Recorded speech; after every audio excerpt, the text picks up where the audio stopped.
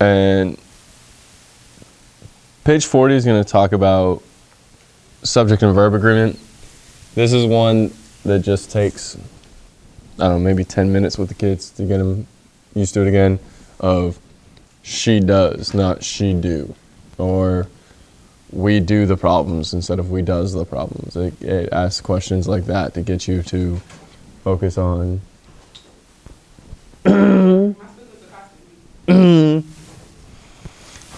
it just gets you focused on the different verbs and making sure that your verbs agree. You can go ahead and turn the page. I'm on page 43, Spencer. Okay. Same thing. 43 focuses on making sure everything agrees. She uses her bicycle. We use our bicycle. They use their bicycle. Just focusing on your pronouns. These are things that you can go by. Does it sound right? Does it not sound right? Because if he says she uses his bicycle, well, the sentence had better say that the bicycle belongs to him before that. Or you're going to sit there and say, well, it should be she uses hers. You can go ahead and turn. All these different grammar gone wilds are just different little things that theoretically the student should be doing already because it's basic English, but pronouns, I, you, he, she, it, they, we, pretty straightforward. They work on replacing them. The boys over there went swimming, gets replaced to they went swimming. Shantae and I went to the movies, we went to the movies. They just work on focusing on replacing and making it as simple as possible.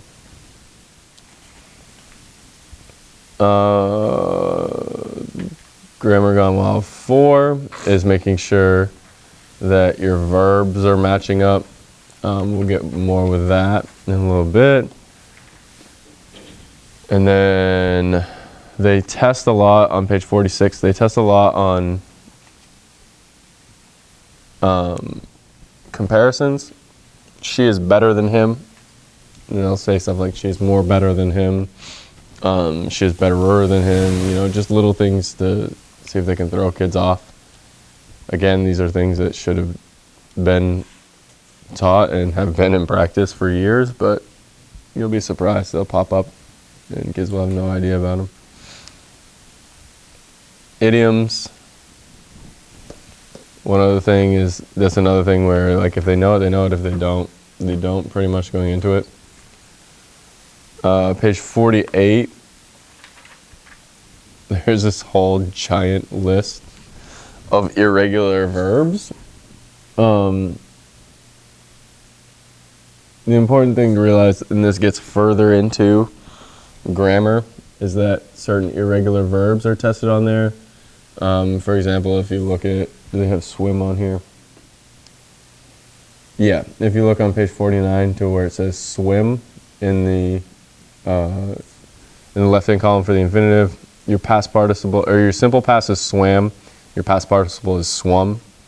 So that's going to be an irregular one. All these are irregular, so it sounds weird, but the weird one is actually the right one in this case. There'll be questions like that coming up in a few pages, but if kids want to go further and they're at the advanced stage, you can say, okay, come memorize this table so you know which verbs are irregular, but realistically, it's going to be 2 questions out of your whole English test. So I was going to ask, as English teachers, what would be the best way to get a quick lesson in for them? Fill in the blanks usually works the best. You give them a chart and you can say, okay, he swims, she swam. Your past participles are going to be the ones that you have a more difficult time. She would have swum before eating, but it's going to be in your more complicated sentence structures. You're going to be able to get with those. But the other ones, it's just a matter of, to tell you the truth, it's a matter of reading. When kids read, they see these written, and it just kind of ingrains it in them. Like you hear searched all the time, which is right most of the time, but then kids have no idea that sought is the past form, the past participle of it. So when it comes time to actually write it, and most adults will write it incorrectly too. This is the only case in which you're going to hear people use the word swum. He would have swum already. It's like, okay, cool. You know the correct past participle. Nice. On page 51, you'll see that they have drills. And go ahead to the bottom. Okay, so the subject and verb drill is really important because our kids don't know what subjects and verbs are, and they can't really identify them on their own. So when you teach the stop and go punctuation, you have to do this first, because our kids will come in and they really, really struggle with what is a verb. I have no idea. It's what you do. As no matter how many times you repeat it, and as simple as it seems, there always is an issue surrounding understanding what a verb is, because the state of being part of a verb, I was hungry, I am hungry, that they don't understand that am, are, like the verb to be is a verb. So a lot of times they'll choose adjectives or adverbs as verbs. They do adverbs as verbs all the time. So like he ran quickly, they'll say quickly is your verb. Right? But this on page 51 is a super important drill to do. Just for the fact if it gets the kids to understand what is a noun, what is a subject, and what's a verb. The bottom, where it says pronoun, where it may seem very simple, but kids really struggle with this. Like, Cynthia wanted to surprise Brian for blank birthday. They have a hard time of looking towards the end of the sentence and like synthesizing it in their head to make sure which answer is which. So no matter how simple a drill seems within the book, it's there. Like, that's what I figured out. Like, everything in this book is there for a reason. And while it may seem easy, they need that practice in order to be able to answer all these questions the right way. So make sure you're really focusing on them with all the basics too. How is that tested? Which one? On the ACT, this section of subjects and verbs, is it just part of the, like these sentences we were just doing? Or is it Similar. like identify pronouns? No. So if you turn to page 67 real quick on the right hand side. 67? Yeah.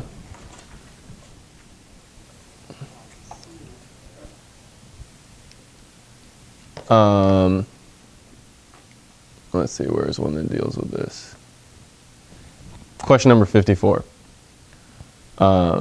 They list all these names, and then they say they have or they has called it home at one time or another. So it's like they'll have multiple subjects, and they say, okay, you have to realize that there's more than one of these people. So are you going to use the singular form or the plural form in terms of subject-verb agreement? So they disguise it like that. But also in a question like,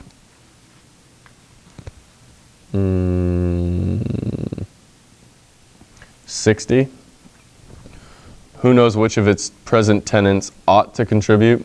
Oh, actually no, because that's a stylistic one.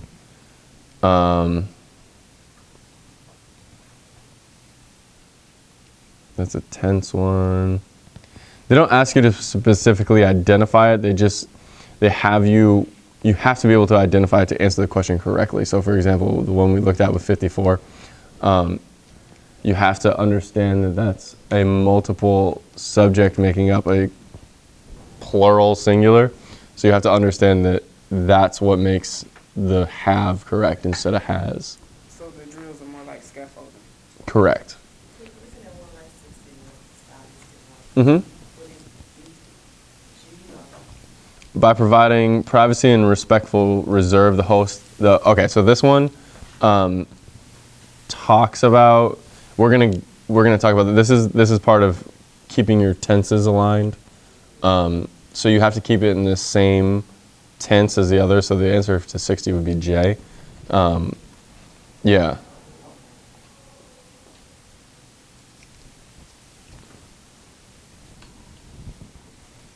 But that'll come up in about 5 minutes or so.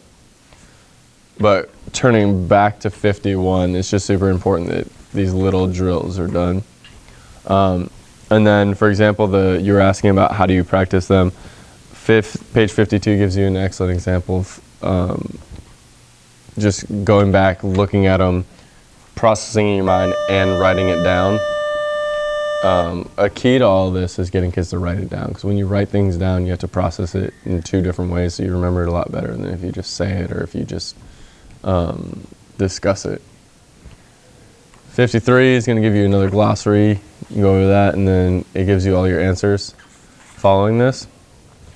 And then 57 brings us to our next really important section in the English test. So like I said in the beginning, this is a lot to process right off the bat, but this is the most important section on the test in terms of improving your score, because this is the one that you can really bump up the most, the easiest. So the key to this next section, you have 3 C's. You have clear, consistent, and you have concise.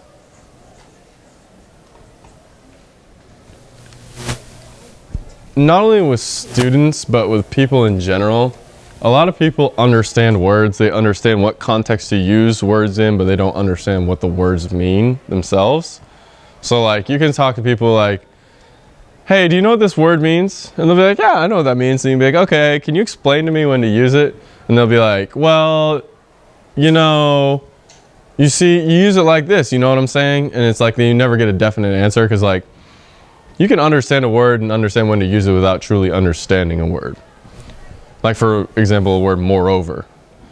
Yeah, you can use the word moreover in a sentence because you've seen it before, but do you actually know what the word means? And kids will have a hard time with that. Adults will too, and it's a matter of pride of saying, you know, I don't understand it. That's okay. Like, you don't have to know every word. But one of the key things is to define these words in the kids' moments, in the kids' language. So like, clear means there's no question.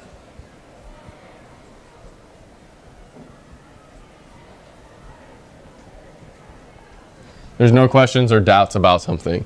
There's no part of a sentence that could be misconstrued for something else. Consistent means it stays the same with tense, number, and tense, number, and structure.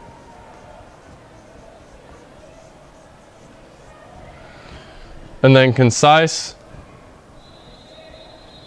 short, sweet, to the point.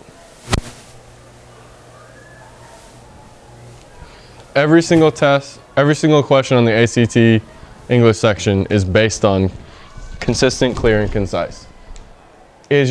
Are there any areas of a sentence that are unclear? Okay, then that's what you need to fix to make it the right answer.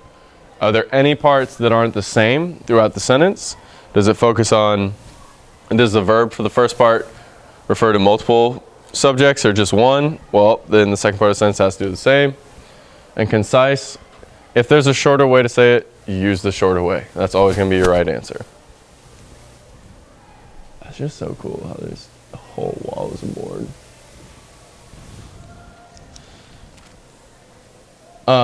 Your review exercise on 57 works with your complete and incomplete ideas. They do a good job of spiraling in each different section to make sure you're remembering what you did before. So you can go to the next one.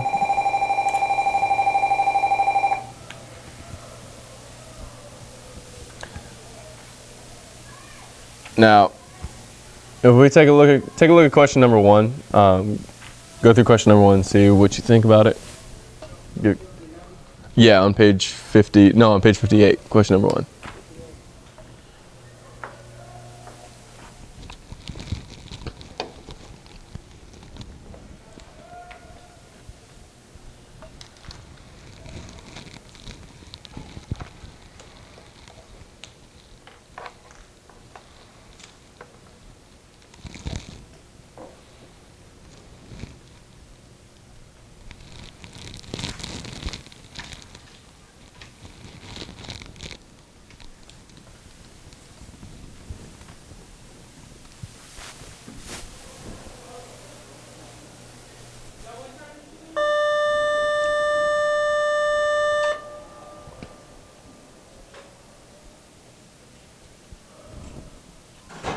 What's up?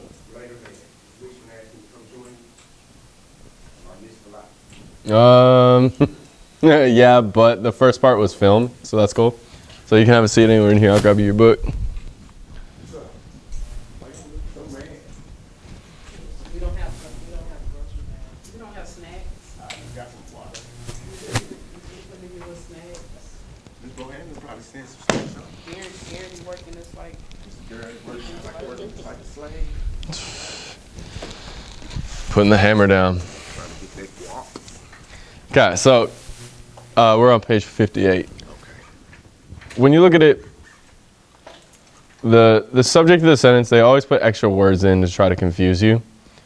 The focus of the sentence is on owning DVDs, right? So owning DVDs is your idea, and that's going to be your singular idea, right? So they'll sit there and say, well, it's movies, so movies have become, right? But then you got to say, well, where's your subject? You look back and say, oh, it's the idea of owning DVDs. So that idea has become so common. So that's an example of verbs being changed to make it clear, okay? What is the verb focusing back on? It's focusing back on the subject. So you have to look back and find your subject and say, oh, it's owning, okay, singular. Gary, Mm-hmm. are we talking about number 1 on page 58? Because I'm confused. Verbs. Because you're talking about DVDs, and it seems it's talking about watching movies. Oh, okay. My book is slightly different than the new versions of these books. They haven't given me an updated one. So there's going to be a couple times in the PDF that y'all are going to get, there's going to be a couple times when it's different from what the kids have in their books. And it'll mess with them, but they're usually very, very similar. Okay. Is B your answer choice with a singular verb? Yeah. So it's going to be B. But it's the same idea of watching movies. It's watching is your subject. Or streaming, excuse me. We use the more up-to-date lingo. Yours says watching. Yeah, owning, or in this case, it's owning DVDs.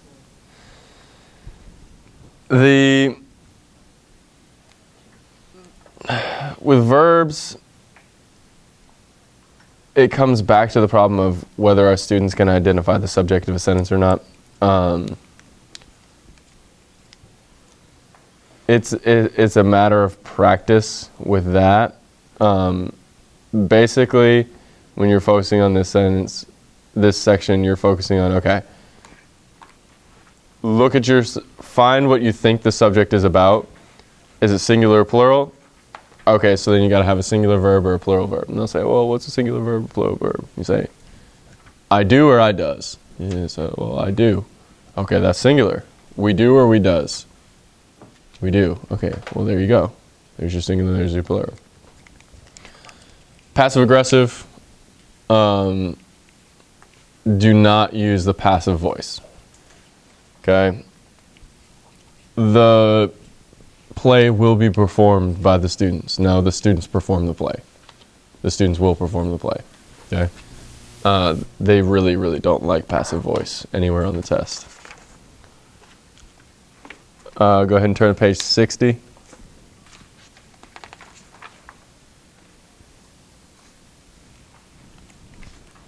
Now, this is one that kids love to argue on, because the one grammar rule kids will always remember is, oh, it's supposed to be you and I, not you and me, mister. And the way you look at it is, all right, take the rest of the sentence. Does it make sense to say, if we're looking at question number 4 on the top, my father whispered that himself and my mother could trade places if I wanted. Well, does it make sense to say him and my mother or he and my mother? And they'll sit there and say, well, he, right? Yes. Okay, so you cover up the part of the sentence that you're in question about, and then you say which part makes sense without it. So, for example,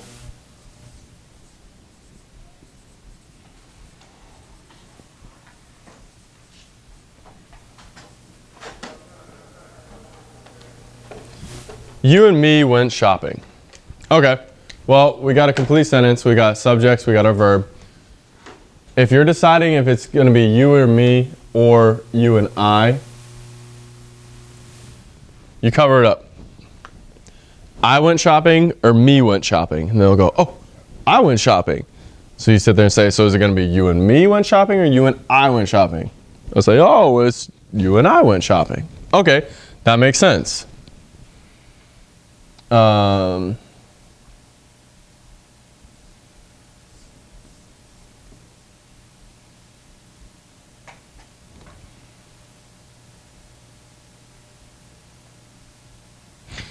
I'm drawing a blank on this one right now.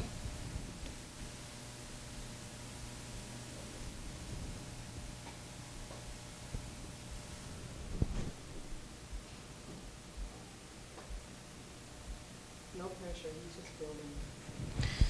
I know, right? And you know the thing is, I've taught this so many times, and yet I use different examples every time I teach it. You and me went shopping. It's the same idea when you come to ones that have me as the correct answer as well. It's just a matter of covering up the additional part of the sentence to see if it makes sense or not. So like 5, 6, and 7, when they're looking at it, like those are other ones that you say, okay, does it make sense to say his pants or him pants? Or does it make sense to say their pants or they pants? And when they go through it, you're just focusing on getting your pronouns to match up with your subjects. These ones get difficult when you have a lot of words mixed in. So like startled by the sudden blast of music, right? Your intro idea has a subject in there. So let's say, oh, well, blast of music's the subject, right? That is a subject in it. Oh, there's another subject. Okay. Spilled my soda on the person. Oh, person the subject. On the other side, soaking blank pants.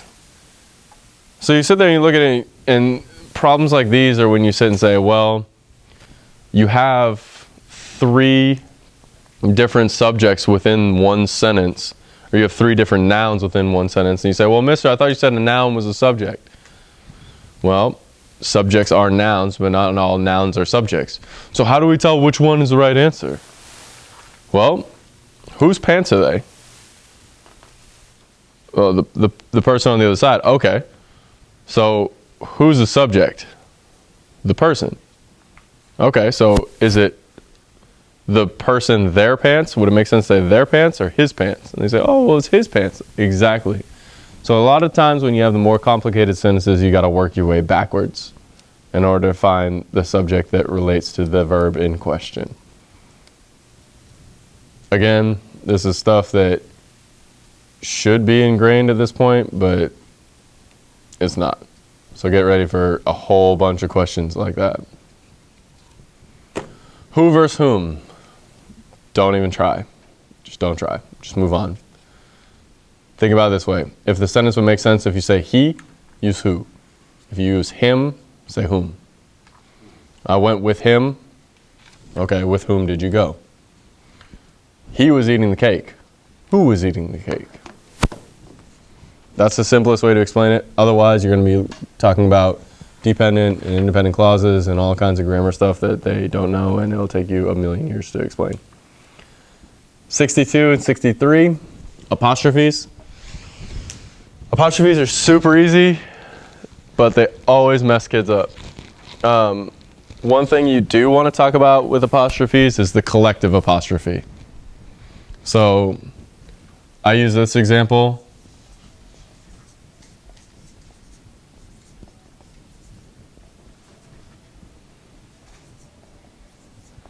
So right now, the boy's bike is big.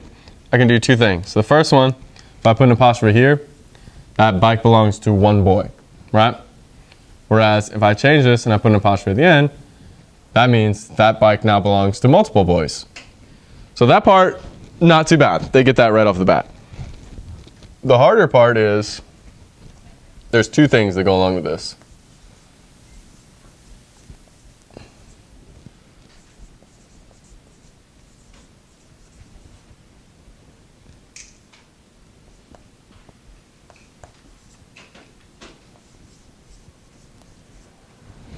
Okay, so this sentence, the group have done its work, focuses on like a million things that kids get wrong. So first of all, one of the things they have trouble with is collective nouns. So like the group has done instead of have done, because they say the group, oh, well, there's more than one person in the group. But it's the group, not the groups. So that's one thing. Okay, so your subject-verb agreement. So the group has done its work. Well, they would say, well, shouldn't it be their work? Right? The group has done their work. But then you sit there, well, if you look back here, we decided the group is a singular, so it has done its work. So it would have to be its work. But wait, Mr. It's. And then you have to talk about, well, we have two forms of its. We have its, and we have it apostrophe s. All right? ACT will throw this one in there, its apostrophe. That doesn't exist in the English language. They're just using it to confuse you. Its belongs to its. It is. So when you put it like that, you'll sit there and say, okay, are you saying the group has done it is work or the group has done its work?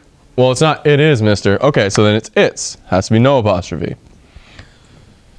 Questions like that are ones that'll mess you up, because like when you see a question like this and they have two sections of it underlined where they underline, well, there's something wrong here and there's something wrong here. Well, they'll say, okay, well, this one's wrong, so this one has to be wrong too.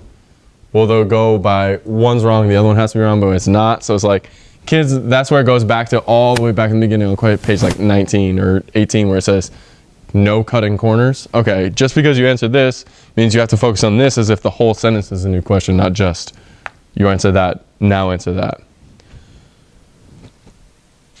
Usually about 20 minutes will suffice to do apostrophes for the entire time that you're working on them. Because it's a concept, it's not hard, it's just something you have to do a couple times. And they're like, oh yeah, I remember that. We spent like 3 months on that in 4th grade. Oh yes. Go ahead. I'm sorry. No, you're fine. Can we go back Mm-hmm. to page 60? Mm-hmm. Okay, so I'm looking at number 6, which I think ours is different from yours because your book is old. And I think I'm misunderstanding something. All right, what do you have on? I think every moviegoer should be responsible for throwing out their garbage. Oh yeah, you do have a different one. I complained to my father and the usher, but he whispered to be quiet. So, that one, my father and the usher isn't compound. Okay. I complained to my father and the usher, but he whispered to be quiet. Okay, so this is a question, who's the he? Right. Do we know who the he is? I assume it's the father. And the thing on the ACT is we can't assume anything. So this goes back to the CCC, the clear, consistent, concise. Your problem with this sentence is the clarity of it. So you sit there and say, I complained to my father and the usher. Okay, so the he could either be the father or the usher, but if we look at our answer choices, F, we still don't know who he is. G, still don't know who he is. H, my father whispered. Okay, that could be right. And J, it's still that he. So the only answer choice that provides more clarity is H. So it has to be H. Even though it makes it longer, you still have to have it because it's the only one that makes it clear. Okay, they give little hints I was thinking out to right. the ones that may be more confusing. Is that how it works? Mm-hmm. I was thinking back. And then 7 is a great one if you do want to talk about who versus whom. So the woman who was seated in front of us turned around and asked us to keep it down, right? So you say the woman. So it's either going to be she or her, right? So she was seated in front of us or her was seated in front of us. And they'll say, oh, it's she, mister. Okay, so then if it's she, you use who. So then you look and say, which one has whom in it? Okay, you can get rid of B and D. So it's either going to be A or C. So the woman who was seated in front of us or the woman who were seated in front of us? Well, you don't need the were, so who was? And it's just so awesome because there's you can always fall back on something. Well, why is it who versus who, mister? Well, is it she or her? She. There you go. That's why it's who. Well, why is it like this? Why is it throwing out their garbage? Well, you look at moviegoer, and then it goes back to that. ACT is not politically correct. It's always his. They don't do his or her. They don't do their. If there's a question of his or her or their, it's always his. His is the correct, technically the correct singular. So what about number 5? Number 5, his. It says his or her. This is his or her, it's without the apostrophe right there. Or no. Answer for number 7 It's A. is A. I think every moviegoer should be responsible for throwing out. Okay, so they did do the updated one, so it's going to be his or her for B, because technically there is a plural, and his or her are the only singular ones, and its doesn't work because it's a moviegoer. All right. So now we're back to 64.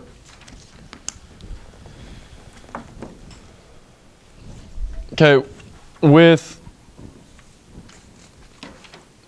transitions are hard. Another hard one. These are gonna fall more on the revision one, and there's a lot of cause and effect sentences on the ACT. Since it was raining outside, we didn't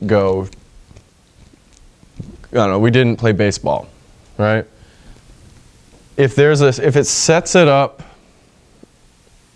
in the beginning of the sentence, there has to be a correlation at the end of the sentence to what they're setting it up for. So since is a word that shows a transition of saying, since this happened, then this.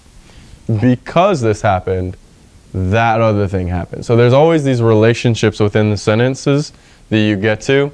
So for example, to, if you have the word to, T-O-O, well, that means that something else has to happen in the sentence. So these words are clues as to which answer might be correct. So if you had the word to in there, and one of your answer choices gave another option to the sentence, you're going to say, well, we have to, and that's already written, so it has to be the one that gives you more information about the sentence to give you the two parts of it. But that's another thing that you can focus on more with your advanced students as opposed to the beginning level students. Concise on page 65 in the middle. That's our next one. So we worked on clarity. Who is the he, right? Clarity answers, what is this exactly talking about? Was he the usher or was he the father in that case? Concise is taking stuff, making it short, sweet, and to the point. Okay? So if we look at 13, let's see, you have inside the tempting aroma. Okay. Inside, the tempting aroma of the smell of buttered popcorn tantalized my nose. Well, if you have the aroma already, right, inside the tempting aroma, that's the same thing as saying smell, right? And you already have of. So they want to avoid repetition at all costs, but they also want to keep your sentences as simple as they could possibly be. So inside, the tempting aroma of buttered popcorn tantalized my nose. See how that shortens it, keeps the exact same meaning, but takes out the repetitive words? That's their goal when it comes to that.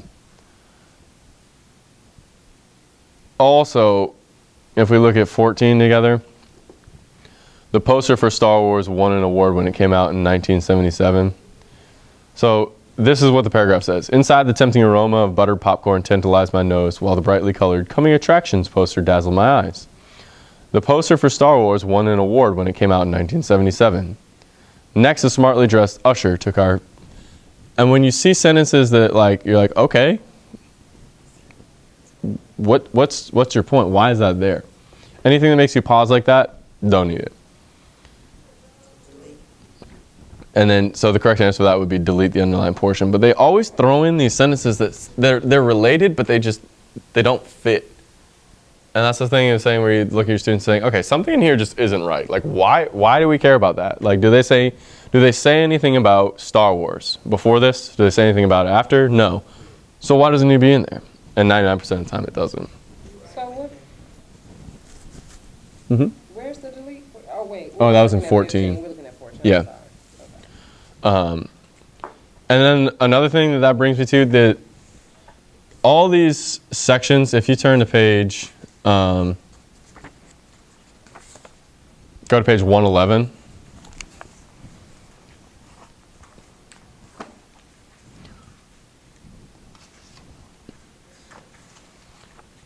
So you have sections on the left-hand side of the page, and then you have questions on the right-hand side. This is just a random page in the practice test. But it shows you the structure that it is. So if you look at 111 on the bottom right where it says evaluating modern art, they take one paragraph or two paragraphs, and then you'll see that there's 16, 17, and 18 within that. So within the space of one paragraph, you have 3 questions. So the questions kind of build off each other, but we'll get to it more when we get to consistent. But you have to focus, while it's only asking about the underlying portions, you have to focus on the whole thing, because they give you clues everywhere within your paragraphs of what the correct answer is going to be.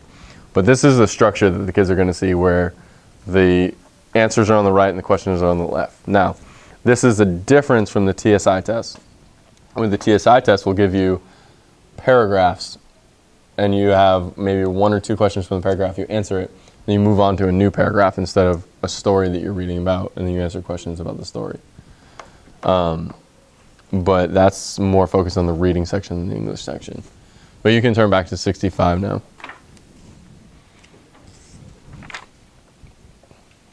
I know I may be thrown off, but what does TSI stand for? TSI is the Texas Success Initiative. It's a test that you can, if you get a 23 or more on your ACT, or you took dual credit in high school, then you don't have to take it.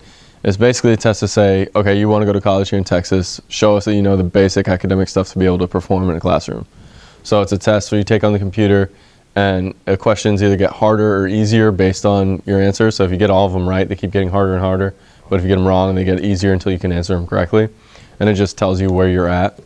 The goal is to be able to avoid taking it, because if you don't pass it, then you have to take remedial courses when you first get to school. So it's like an active. It's an acuplacer, yeah. Okay, yeah, it's just a new version. Yeah, exactly. Concise is going to be the easiest one to teach your kids, because you're like, is there a shorter way of saying it? Yes, that's the right answer. Go ahead and turn to page 66, 67. These are going to be more of your practice sections for concise.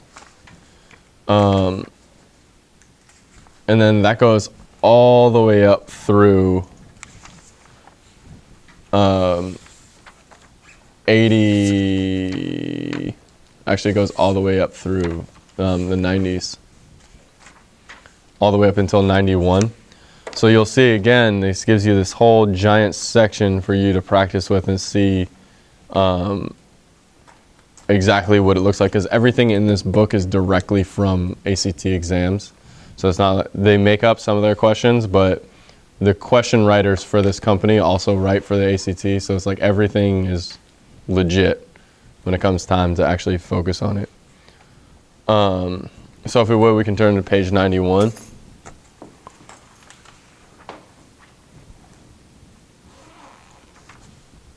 And then, actually, I want you guys to see one in particular. Where is it?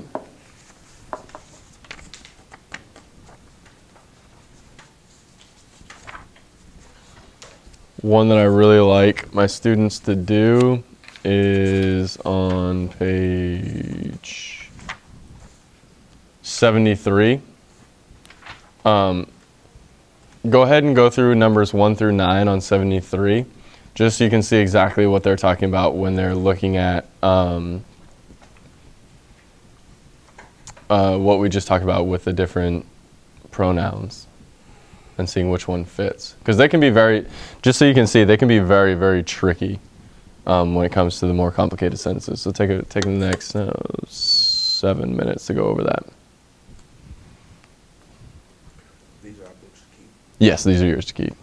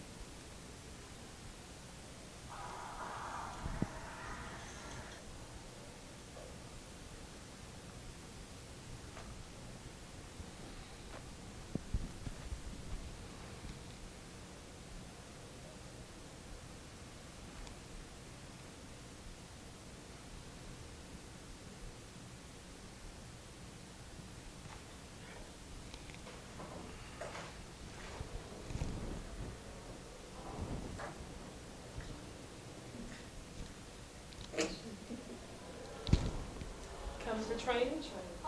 Coming for training for, ACT, and TSI. TSI? I'm guessing no. Ms. Leachman sent out an email about teachers who wanted to do the boot camp. So if you want to do the boot camp, then you had to take the workshop with Mr. Gerrity.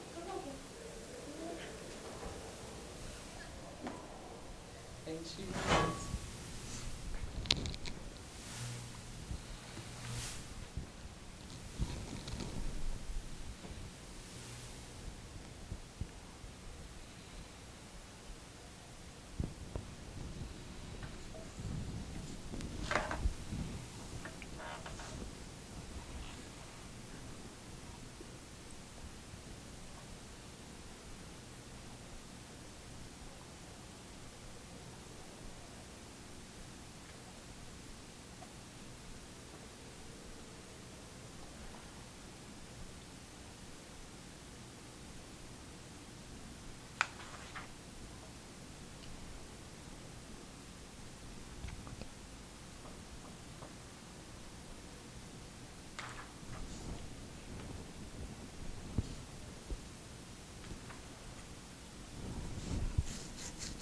Number 7's kind of tricky.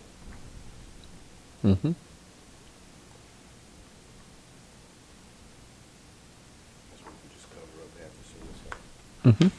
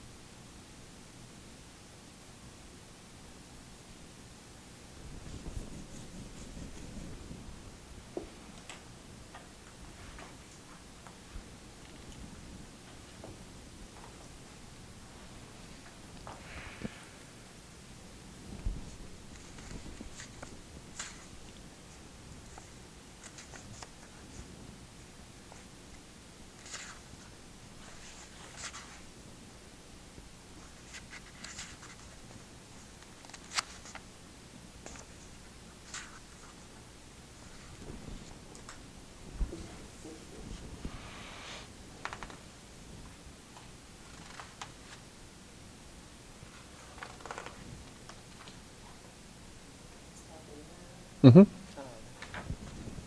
said stop at 9. Yeah, just go 1 through 9. All right, so we'll take a look at these ones. So that was y'all just did that in 4 minutes.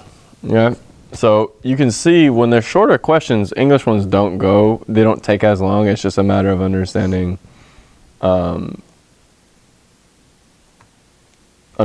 exactly what they're looking for. So like in the questions like this, where it's like the same thing over and over again, so kids are like, yeah, I can just blow through this. But it's like, yeah, but this is mixed in with the ones where they say, well, which sentence makes the most sense in which place? So you're sitting there, okay, this one took me 5 seconds to answer, but then the next one took me 2 minutes. So it's all about the timing of the same thing.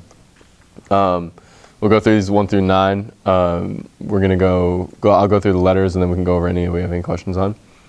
It goes C, J, D, J, B, F, C, F, B. I may not need to be facilitating. Yep. C, J, D, J, B, F, C, F, B.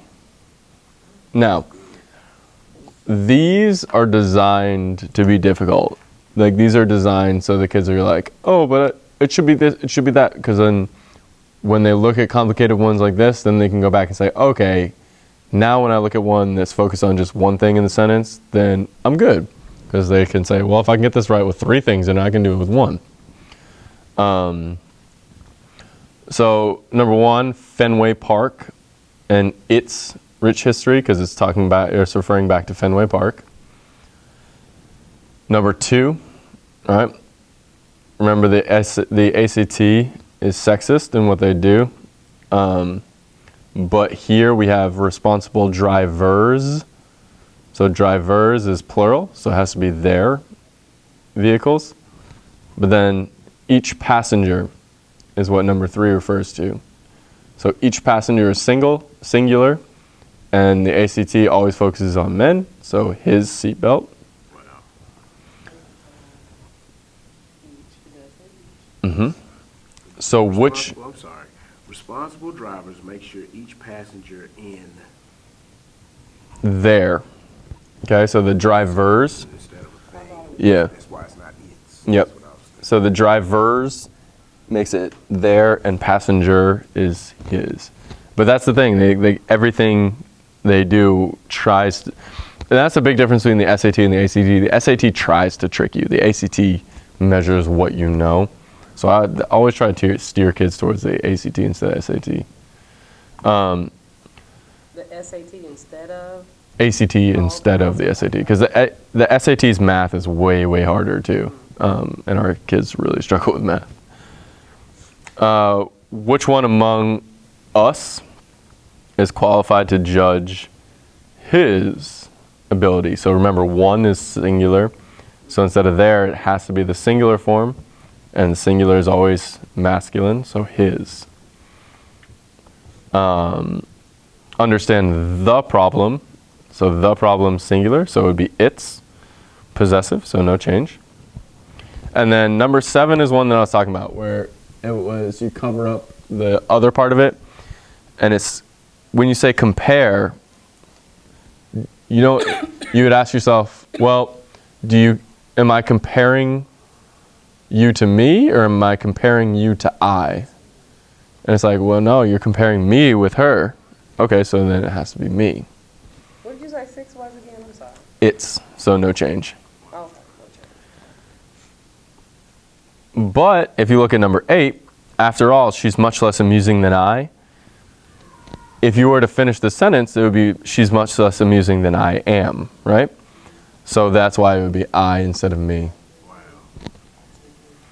And that goes back to the no cutting corners thing, all the way back. So, and then just another example of everything tying back in the end. Correct. And then each league publishes an all-star ballot. Blank has the opportunity to register their preferences for each position. Well, each league publishes an all-star ballot. Each has. So your clue for this, instead of they, the has after they is not underlined, so that's correct. So you have to look and say, what goes with has? Well, it has, we has, they has, or one has. And it has also works, but you'd have to use one because you're talking about people. I thought it was the league though. Each, right. So I thought, so a league is considered. Right, but in this case, People are acting as a league. they publish the all-star ballot, right? So that's what they can vote on. And then when they're talking about the opportunity to register, they're talking about the individual players in the league. So one has the ability. So each player has the opportunity to register each player's preferences for each position. And that's an example of how it gets more and more complicated as they go on. Can you go back to number 5? Number 5, yep. It's 5. Okay, so which one? One is what's One is the subject. one is the subject referring to number 5. And when you look among they, wouldn't work. Among yours, wouldn't work, just they don't sound correct. So which one among we or which one among us? Yeah, I got us. I got number 5 wrong. And number 5? It's the idea of which one. So he, so basically you think of it as he is qualified to judge his ability to understand the problem, right? So in this case, one is qualified to judge his ability and not our. So it was one, that I got the wrong. And that's an example. 4 and 5 and 6 would be an example of a hard level question. Because I would have picked, well, which one? I would have picked, well, I did pick our. I did too. Because it was among us, so I figured we were talking about the group. Mhm. The group's ability. And it gets super confusing when you get into the more difficult questions. And again, that's going to be, the kids who are going for a perfect score, yeah, okay, they got to worry about that. But a regular everyday kid, if they got 2 out of 3, you're like, awesome, you just got 2 out of 3 right when they expected you to get none of them right. Go ahead and turn to page 91.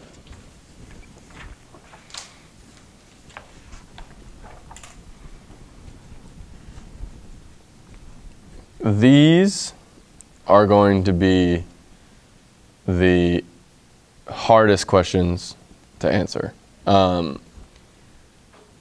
don't spend a tremendous amount of time going over these just because I don't see a benefit in it in terms of them focusing on stop and go versus focusing on this. Because like it all comes back to how many questions are there going to be on the test about this, and does it make sense to put this much effort into this one section about 5 questions versus 30 questions. Nevertheless, it's very important to understand what they're talking about when it comes to this. So if you turn the page,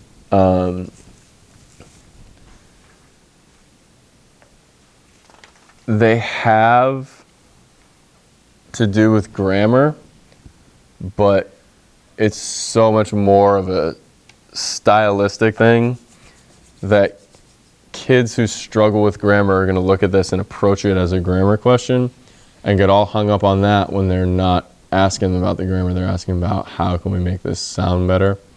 So that's another reason why I really try to avoid these unless a kid is capable of comprehending everything on their own. Now, if we look at number 2, right? He returns with a dozen bagels and spreads them out ceremoniously across the kitchen table while the house is still as hushed as a whisper. We're on page 92. This question is like, okay, so the first thing we're going to do is we're going to look at the question, which of the following substitutions the underlined portion would be least acceptable? So what do we do when we have a question like this? What's the first thing we do? The same thing as the not questions? Yes, we put a big circle around the word least, right? Because it's like they're going to look at it and say, well, it's right. You spread stuff across the table. And you'll sit there and say, yeah, that is right. But that's not what they're asking you. They're saying, if you were to substitute it, which one would be least acceptable? So on all of these that work and are correct, which one is the least incorrect? And then you sit there and say, okay, so set them out ceremoniously top of, on, over. And F is the correct answer in this case. And you sit there and say, well, you can't just say they spread them out ceremoniously top of the kitchen table. This is slang talking. Yeah, and then that's what you say, Mister, that's what I say at home. Spread it out top of the table. Well, that's not what they say in words. And then they sit there and say, well, but all these are right.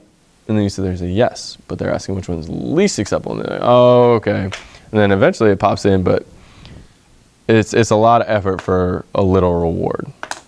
And then if you look on the next page at question number 3, which one best emphasizes the delight the family will take in this ritual? And it's like, you're asking really, really specific questions with a really specific answer. And if you look at this question, you see how long each of the answer choices is. That's just more time that the kids have to use. Go ahead and turn the page. So do you know if these kids are gonna be first-time testers, retesters, do you know? My guess is you're going to be getting sophomores and juniors. So they're going to be first-time testers. Maybe they've taken it once before. So it's going to be really important to familiarize them with the test itself. So like when we get to the science section later on today, you're going to look at it and say, okay, well, if you know the way that it's set up and you've seen the way that the questions are set up, it makes it a whole lot easier when you go to do it again. So even with the English section, showing the kids and exposing the kids to it helps their score, even if they're just doing it, getting answers and then processing just a few. Still, just seeing that helps them to boost their overall scores because it's just getting more familiar with it. And you don't use the practice test online because they'll be taking it on paper. Correct. I do some exercises online in the classroom. Like I used to use Study Island when we still had it, and I'll have virtual quizzes, but that's to measure if they're learning specific content that I'm teaching them. But everything I do in terms of measuring their skills with the test is paper-based. Because it's like until they put it online, there's no point in having them test online when they got to do it on paper. It's like something as simple as bubbling in your answers. Like the kids will go through and they'll get all their answers and then they'll have 30 seconds left to bubble in 15 questions. And you're just like, you can't do that. And on the ACT test, you only get one reminder. They tell you there's 15 minutes left and that's it. Like they don't sit there and say you got 10 minutes left, you got 5 minutes left, you got 1 minute left. They don't, it's just you have 15 minutes left. So an important thing, like when I was sitting there while y'all were doing it and I was timing it, like you have to time everything. You have to get them used to saying, okay, you only have a certain amount of time in order to complete all these problems.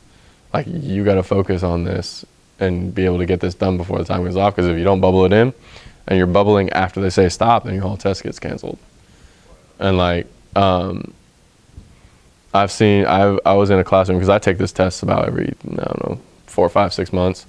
And I was in the classroom and this kid was bubbling after the proctor said stop.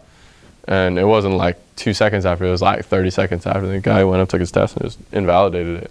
So it's like the kid paid like $90 to take this test and then he just took it away. So, and our students have a problem with that because like so often we'll be like, okay, time's up, and then they'll just keep bubbling. But in the real world, they say no.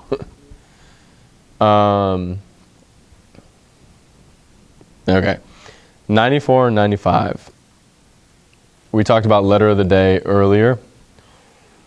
When it comes to questions, basically the way you can look at it is, you want to answer questions that have a small underline and small answer choices. If you have sections that have a big underline or talk about a whole paragraph, all that's doing is wasting your time. So the goal is, if you have kids in your class who are mid to mid-high level students, they should look at these and say, okay, I'm not wasting my time with this, and just letter of the day, whatever it is. Because that's a 25% chance you're going to get it right instead of using the 2 minutes they would otherwise. And the same thing on 96 and 97. Like, if you turn the page and look at 96 and 97, like those questions are so long. Like question number 8 is saying, read every sentence in this paragraph, understand each one, then tell me the exact order to put it in when it almost makes sense in the order that it's in already. So it's like, that's a 3 to 3.5 minute question that average level kids are probably going to get wrong anyway. So it's just wasting their time. Same thing with number 9. And then questions that say based on the paragraph, those are the ones you also just letter of the day. Just get rid of that, get it out of the way, and just move on. 98 through 101, gonna be more review questions. You get more from 103 on, and then you get to 107. Okay. Now, one key thing to understand about the way these are set up is each section. So there's 4 sections to the test. You have English, math, reading, and science. Each individual section has its own practice test, has 2 practice tests that go with it. The hardest thing with this is that since you're not teaching content and you're just teaching strategies, the only way the kids get better is if they want to get better. You can teach them strategies all you want, but in terms of actually putting pen to paper and doing it the right way, that depends on them and the amount of effort they want to put in. So when it comes to this, you're sitting there like, kids are coming up to you, Coach, I want to get better. Or I need to focus on this. What can I do? The only answer is you got to do it. Like, you got to do it over and over and over again the same way. Oh, Coach, you know, I want to get better at my jump shot. Okay, shoot. Go shoot. Go shoot. Go shoot. It's like the same thing here. It's like, you know, I got a really poor grade on my math section. Well, it's like, well, you got C's in all your math classes up to this point. You didn't pay attention in class. And now they're asking you about the stuff that you got C's on, and you answered at a C level pace. So it's like, you did exactly what you did in the classroom on the test. It just wasn't good enough in the classroom in the first place. So now you're doing the same thing on the test. So it's like, well, Coach, how do I get better? Well, you know, when you should have been focusing on triangles and geometry, go back and learn about those triangles. Like, your score is a direct reflection of what you have learned. And like, that's what people don't understand about the ACT is that going from the ACT measures everything you've learned in your entire academic career. It says, how well did you learn all this stuff? And if you sit there and say, well, I got a 15 on it, it's like, well, that means that you learned about a third of what you should have learned in high school, right? If you got a 25 and it's, hey, you're a pretty good student, you're a B-level student, you got to be on this test. And if you get 100, that means, that, hey, you know what? You got a 36, that means that you learned everything in high school that you should have learned in high school, and you're ready to go to college that tests you and assumes you already know it all, right? So the kids sit there and say, well, so I have to focus on this to get a better grade? Yeah, the only way you get a better grade is if you do it. And especially in math, this is super, super hard because the kids, when we get to math tomorrow, the kids are going to sit there and say, well, Coach, I don't know this. It's like, well, I'm teaching you a strategy to try to get around not knowing it, but at the end of the day, it's do you know it or do you not know it? And it's super important to make that very clear to the kids that the only way you get better at this is by you putting in effort. This is not an us thing. This is not a teacher helping you thing. Like, we don't give you the test. The test is given by ACT, and they're the ones that measure it. So, like, we can help you along the way, but at the end, we can't hold your hand the whole way on this one. I don't want to transition into science just yet. So what we're going to do, we're going to break right now. We'll come back. We'll reconvene here at 10 past noon, and then we'll get into our science section, and the afternoon will consist of our science and writing to finish off the day. So I will see you guys back in here at 12:10. We're done with the English part. Yeah. So you're saying don't teach the rhetorical part in boot camp? No. And what would the days consist of in boot camp? I mean, like, I have no idea. All they told me was come in, train these teachers, and get ready to teach it. right. So I assume it's going to come. What they said is you have 2 hours of TSI practice and you have 2 hours of ACT. So I assume it'll be blocked off where kids will go to, like, I don't know if it'll be stations or something, but like you'll have them for that, and then they'll go to a different part of their day to prepare for something else. But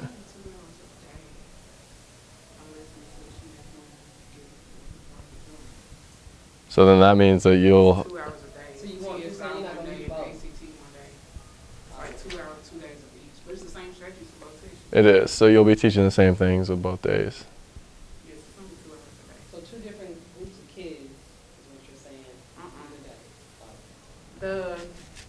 They're doing the AP and IB boot camp, but they're opening up just that 2 hour block of time to all the sophomores and juniors. So anybody can come during their 2 hours to get help with the TSI and the ACT prep. You know how to decide who the students come in on. They have to register. That's the sign to it. So if nobody deciding stuff to be, they want to come in. Well, my baby just didn't gain admittance to the senior picnic, so I gotta go pick her up. She had a hunt to drop off. Apparently they couldn't do that. I thought they had to ride the bus over there. Yes, they said. Everybody had to go to bed. All right. Your baby trying to be a rebel. Apparently. All right, so we'll meet back in here at 12:10. 12:10, Spencer. Okay. 12. What you saying my name? 12:10. Gary, don't do that to me. 12:10. What's up? Hey, has anybody came in here for a camera with her? Anybody? Nah.